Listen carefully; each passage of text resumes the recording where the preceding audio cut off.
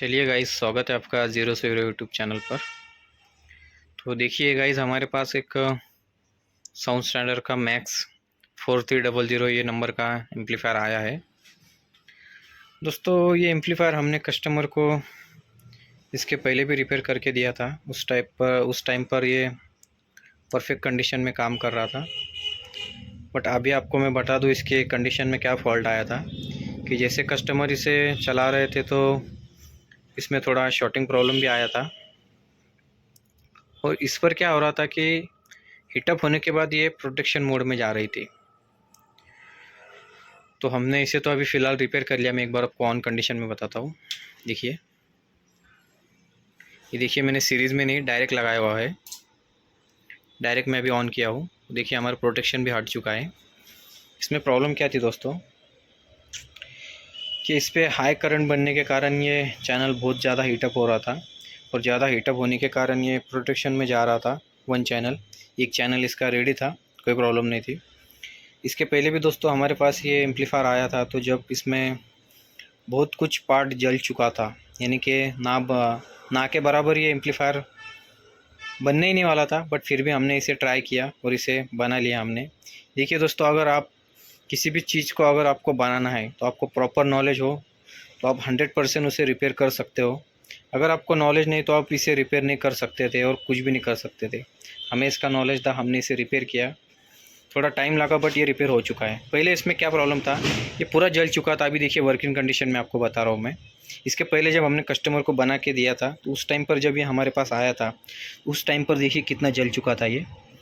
मैं आपको थोड़ा बारी बारी से बताता हूँ। देखिए, यहाँ पर हमारे NTCA इस साइड का बोर्ड भी पूरा जल चुका था। इसकी वायरिंग भी जल चुकी थी। तो हमने ये हमारे पास से वायरिंग बनाकर, इसका कनेक्टर बनाकर इसे रेडी किया है। ये पहले के कंडीशन का आपको बता रहा हूँ मैं। यहाँ पर भी एक कनेक्टर जला था, तो हमने इस भी कनेक्टर को बनाकर इसमें किया है। उसके बाद में इस साइड का, यानी कि जैसा कंपनी से काम प्रॉपर एम्पलीफायर होता है उसी टाइप का हमने बना कर दिया है। इस साइड में जो कैपेसिटर थे वो भी जल चुके थे, यानी कि शॉर्टिंग थे आधे से ज़्यादा। ये नए 4 कैपेसिटर लगाकर, ये बोर्ड में भी फॉल्ट था तो इस बोर्ड को भी हमने रिपेयर कर दिया था। तो ये भी बोर्ड हमारा ऑन हो चुका है। यानी कि टोटल वर्किंग कंडीशन में हमने इसे कस्टमर को बना के दिया था। वो इसे चला भी रहा था। बट इसमें एक और एक दिक्कत आई थी, तो वही दिक्कत के लिए मैं आपको बताने की कोशिश करता हूँ। मैंने तो इसे रिपेयर कर लिया है बट आपके लिए वीडियो बना रहा हूँ।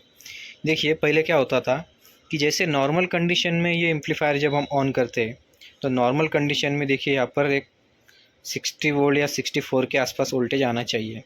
क्यों आना चाहिए दोस्तों? क्योंकि ये हमारा क्लास H का एम्पलीफायर है। जैसे कि मैंने मेरे पिछले वीडियो में बताया आपको, 3000 वाट का एम्पलीफायर। ये एम्पलीफायर जो है ये क्लास H, और वो जो एम्पलीफायर था वो क्लास AB पर है। तो आप जब कभी भी वीडियो देखते हैं तो थोड़ा ध्यान से देखिए और पूरा वीडियो देखिए, आपको बहुत ज़्यादा नॉलेज मिलेगी हमारे वीडियो पर। ये क्लास H किस लिए आपको बताता हूँ मैं। जो क्लास AB होता है दोस्तों, वो माइनस प्लस वोल्ट पे काम करने वाला एम्पलीफायर होता है, यानी कि सिंगल वोल्टेज पर। बट यहाँ पर डुअल वोल्टेज है, और कभी कभी तो इसमें 3 वोल्टेज भी आते हैं। जैसे कि मैं आपको बताता हूँ। देखिए, यहाँ पर डुअल वोल्टेज है। इस वोल्टेज को अगर हम ध्यान से देखिए तो देखिए दोस्तों, यहाँ पर VL प्लस और VM माइनस, नहीं सॉरी दोस्तों, यहाँ पर देखिए VL प्लस और VM प्लस, यानी कि वोल्टेज लो, वोल्टेज मीडियम। यानी कि ये लो वोल्टेज और मीडियम वोल्टेज पे वर्क कर रहा है। लो वोल्टेज यानी कि हमारे 60 वोल्ट, मीडियम वोल्टेज यानी कि हमारे 100 वोल्ट, और हाई वोल्ट यानी कि हमारे 130 से ऊपर होते हैं। तो इस टाइप का ये थोड़ा फार पावर सप्लाई का मैं आपको नॉलेज दे रहा हूँ। बहुत से बार क्या होता है कि 8000 7000 का भी जो एम्पलीफायर होता है उनमें 3 स्टेप पावर सप्लाई होती है। ये हमारी 2 स्टेप है, वो हमारी 3 स्टेप होती है, जिसमें कि हाई मीडियम लो रील का वोल्टेज बनता है। इसमें 2 ही बन रहे हैं। इसमें एक तो लो रील तो ये डायरेक्ट हमारे इस चैनल पर जा रही है, इस डाइवर्ट थ्रो। बट जैसे कि हमें इस चैनल पर हम जैसे जैसे स्पीकर डालते हैं या वोल्टेज डालते हैं, और जैसे जैसे हम वॉल्यूम अप करते हैं और इस पर लोड डालते हैं, तो इस टाइप पर क्या होता है कि जैसे कि हमारा 64 वोल्ट है, तो 60 वोल्ट से वोल्टेज इंक्रीज़ होकर इन ट्रांजिस्टरों को मिलेगा। इसीलिए ये क्लास H एम्पलीफायर है। और क्लास AB में डायरेक्ट वोल्टेज होता है, स्टेबल वोल्टेज होता है, कोई कम ज़्यादा होता नहीं उसमें। तो जब दोस्तों इस कार्ड पर हमारे वोल्टेज वगैरह जब हम अप करते हैं, यानी कि वॉल्यूम वगैरह या लोड वगैरह डालते हैं, तो ये जो हमारा ड्राइवर कार्ड है ये हमारा ऑन होता है। इस माउसपैड को अगर ये ऑन ऑफ करता है, और उस टाइप से हमें इस साइड में जो कुछ भी वोल्टेज हमें मिलता है। तो ये प्रॉपर कंडीशन में वर्क नहीं कर रहा था, तो हमने इसे रिपेयर किया है। चलिए मैं आपको बताता हूँ कैसे रिपेयर किया है। दोस्तों वीडियो को पूरा देखा करिए, आपको बहुत कुछ नॉलेज मिलेगा। दोस्तों यहाँ पर जो मॉसफेट था ये शॉर्ट हो चुका था। इनके शॉर्ट होने से क्या हो रहा था, यहाँ पर जो 130 वोल्ट आ रहे हैं ये डायरेक्ट ही हमारे इन ट्रांजिस्टरों पर जा रहे थे, यानी कि नॉर्मल कंडीशन पे यहाँ पर 64 वोल्ट आना चाहिए। तो चलिए मैं 64 या 60 वोल्ट आना चाहिए, यानी कि हमारी लो रील है ये। देखिए मल्टीमीटर को हमने सेट कर लिया है 200 के रेंज पे। एक इसका ग्राउंड कर दिया हमने स्पीकर के टर्मिनल से। और देखिए अभी इसके बीच के पॉइंट पर मैं आपको दिखाने की कोशिश करता हूँ। देखिए 64 आ रहे हैं हमारे कलेक्टर पर, ये सही वोल्टेज है। पहले इस पर 130 वोल्ट आ रहे थे। अभी साइड का भी मैं आपको बताने की कोशिश करता हूँ। देखिए इस साइड भी -65 वोल्ट आ रहा है। तो अभी तो नॉर्मल कंडीशन में है, बट इसके पहले ज़्यादा वोल्टेज आ रहे थे। किस कारण आ रहे थे, इस माउसपैड के शॉर्ट होने से। इस माउसपैड पे देखिए अभी बीच वाले पिन पर कितना वोल्टेज है, मैं आपको बता देता हूँ। मैं इसे थोड़ा सावधानपूर्वक करिए दोस्तों। ये जो हमारा जो मल्टीमीटर का जो प्रॉप है ये आसपास टच ना हो। यहाँ पर हाई वोल्ट है, शॉर्टिंग होने का चांस है, थोड़ा ध्यान से लगाइए इसे। देखिए इसे लगाने के बाद मैं आपको बताता हूँ 130 यानी कि 132 के आसपास ये वोल्टेज बन रहे हैं। तो ये वोल्टेज बनने से क्या हो रहा था दोस्तों, ये शॉर्ट होने के कारण ये 130 वोल्ट इस साइड में जा रहा था, यानी कि ये गड़बड़ कर रहा था। इस टाइप का वोल्टेज नहीं आना चाहिए। तो दोस्तों इस टाइप का इसमें फॉल्ट आ रहा था, तो हमने इसे रिपेयर कर लिया है। और दोस्तों दूसरी बात, जब हम इसके बेस के वोल्टेज चेक कर रहे थे तो हमें इसके बेस के वोल्टेज में भी थोड़ा गड़बड़ मिला था, यानी कि थोड़ा वोल्टेज हमें ज़्यादा मिल रहा था। तो हमने इसके बेस के वोल्टेज भी, यानी कि बाइसिंग वोल्टेज जो होते हैं इस ट्रांजिस्टर को बेस पर आते हैं, उस वोल्टेज को भी हमने सेट किया है प्रॉपर। और सेट करने के बाद हमारा ये चैनल ओके हो चुका है। जैसे कि दोस्तों इस साइड पर भी वोल्टेज सही थे, बट इस साइड का हमें प्रॉब्लम आ रहा था। तो हमने क्या किया था दोस्तों, देखिए यहाँ पर एक प्रीसेट लगा है 502, यानी कि ये प्रीसेट भी हमारा ख़राब हो चुका था। मैं आपको ओल्ड वाला प्रीसेट बताता हूँ। ये देखिए हमारे पास एक चैनल में इस चैनल में से निकाला हुआ ये प्रीसेट था, तो ये थोड़ा ख़राब हो चुका था। तो इसे निकालते वक्त ये थोड़ा जल चुका है।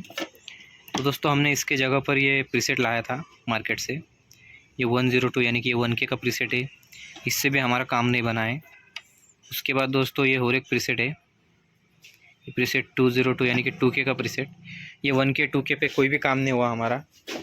तो इसमें अगर आपको कोई भी प्रीसेट लगाना है तो 3K के आसपास या 3K से ऊपर लगाइए।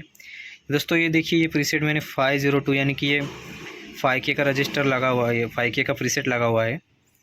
ये वेरिएबल रजिस्टर होता है ये। तो इस प्रीसेट को लगाने से बीचों बीच सेट करने से हमारा यहाँ का वोल्टेज भी हमारा प्रॉपर हो चुका है। जो हमें 0.5 या 7 या 10 के अंदर ही रखना है। हमें 0010 या 005 के आसपास ही हमें रखना है। ज़्यादा भी लो नहीं करना है, वरना आपका एम्पलीफायर वर्किंग नहीं करेगा। तो इस सब होने के बाद दोस्तों हमारा इस एम्पलीफायर का प्रॉब्लम सॉल्व हो चुका है। तो चलिए दोस्तों देखिए अभी एम्पलीफायर मैंने ऑन कर लिया है, ये ऑन कंडीशन में है।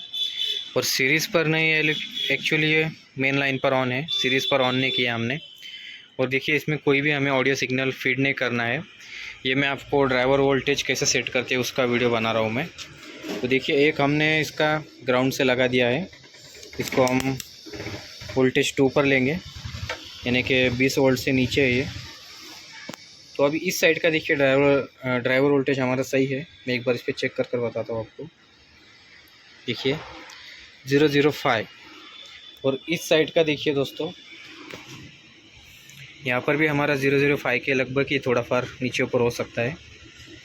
इस साइड का देखिए यहाँ पर होता है, ये देखिए 0010। अब 0010 क्यों आ रहा है कि इसमें जो कंपनी वाला जो प्रीसेट था वो प्रीसेट हमें नहीं मिला है, उस कारण से प्रॉब्लम आ रही है।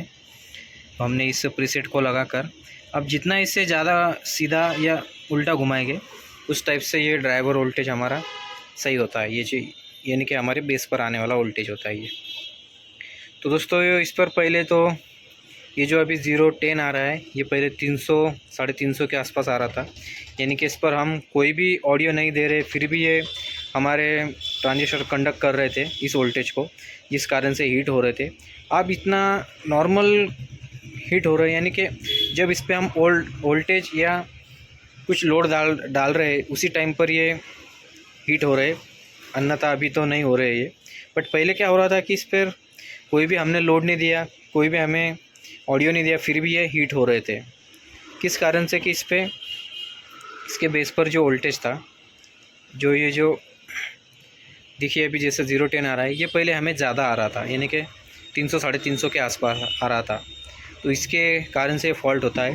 और 300 350 कैसे दोस्तों कि ये जो डॉट है ये डॉट के अंदर ही होना चाहिए, डॉट के ऊपर, यानी कि 1 वोल्ट होगा तो हमारा ऑपरेट भी नहीं होगा और ये डीसी करेक्ट करंट समझकर ये प्रोटेक्शन में रहेगा, रिले हमारी ऑन नहीं होगी।